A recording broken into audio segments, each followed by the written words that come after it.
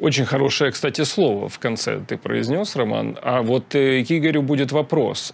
Когда Путин хочет это сделать? Или когда реально ли, чтобы он ушел, так скажем, своими силами из жизни, исходя из того, что The Times пишет, что Путин или люди, которые связаны с аппаратом президента, с администрацией президента, поручили разработать специальные, не эликсиры, а средства, которые продолжают жизнь. Напомню, что Путину вскоре 72 года, средняя продолжительность жизни мужчины в Российской Федерации 67 лет.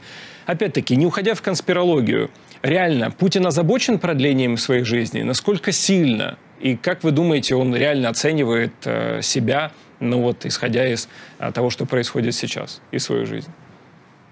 Я думаю, что Путин не единственный диктатор, который хочет жить вечно.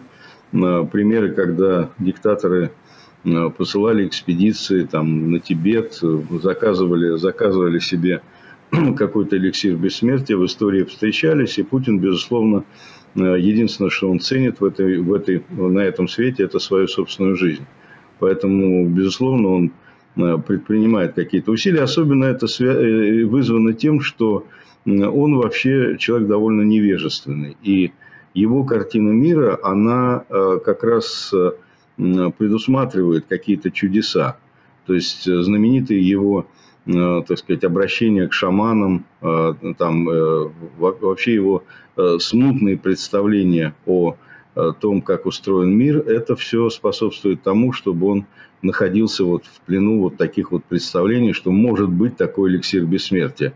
И, кстати говоря, насколько я понимаю, все эти эликсиры бессмертия – это полная, так сказать, полная обманка. И, скорее всего, если действительно будет что-то Путину предложено, то это, скорее всего, не удлинит его жизнь, а сократит. Поэтому я двумя руками голосую за то, чтобы, так сказать, на это выделили деньги, чтобы что-нибудь подобное было предложено. Поэтому это, что в конечном итоге вполне может привести к желаемому для всех нормальных людей мира результату. Так что вполне возможно, что действительно Путин этим занимается. И на здоровье. То есть это, что называется, это в наших интересах, чтобы миллиарды тратились не на войну, а на подобного рода глупости.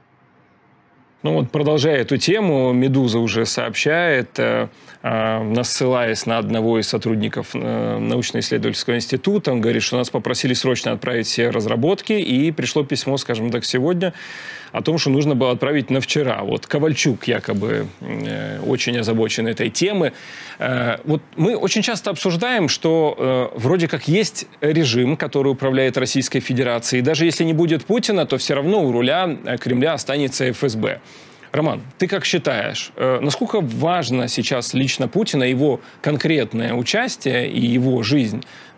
Она может что-то поменять, если все-таки его не станет в какой-то момент в ходе этой войны, или нет? Или мы имеем проблему сейчас с самой системой?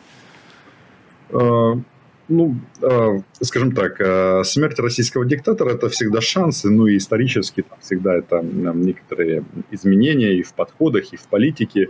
Вопрос в том, что все должно быть по очереди. Сначала на смерть Путина и посмотрим, потому что это в любом случае это какой шанс на изменение агрессивной внешней политики.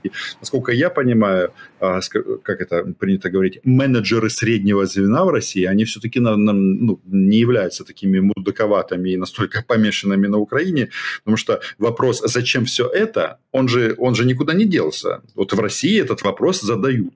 Особенно те, кто поумней, те, кто победнее подписывают контракты. А большинство людей, которые там живут, они все-таки думают, как бы так это все отпетлять, чтобы нас это лично не коснулось и наши семьи. Поэтому изменения возможны. Это 100%. Но какие они могут быть, я не знаю. Тут многие там думают, а вдруг придет еще хуже. А что еще может быть хуже? Ядерную бомбу он использует? Это такая история. Мне кажется, тут вопрос надо ставить немножечко по-другому. Не постоянно прогибаться, а что если они сделают? Надо самим делать таким образом. Это уже призыв к мировому сообществу, чтобы мы формировали внешнюю и не только внешнюю политику и наше общее будущее. Поэтому то, что они сейчас вот пытаются как бы вот зацементировать, даже пропаганда начала на этом акцентировать внимание, что, мол, войну хочет весь российский народ. Российский народ, или население, точнее, мне кажется, они все-таки занимают такую, ну, настолько аморфную позицию, которая во многом и вредит, потому что вот и Путин, и вся вот эта вот рать, они все время говорят, что этот проклятый Запад хочет раскачать российское общество. Так вот, оно не раскачивается. Так вот, когда оно не раскачивается в две стороны. То есть, оно не раскачивается и на войну, и за Путина тоже. Оно раскачиваться не будет. Ну, вспоминаем, как встречали мятеж Пригожина, ну и мы это уже все видели. Поэтому мое резюме такое. Сначала надо уничтожить Путина лично, физически, взять его, убить, чтобы он сдох. А дальше будет видно.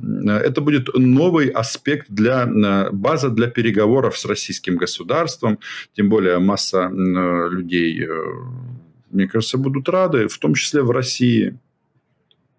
Это, возможно, знаешь, как ситуация реалий на земле, а это реалии в земле могут поменяться. Тоже интересный поворот.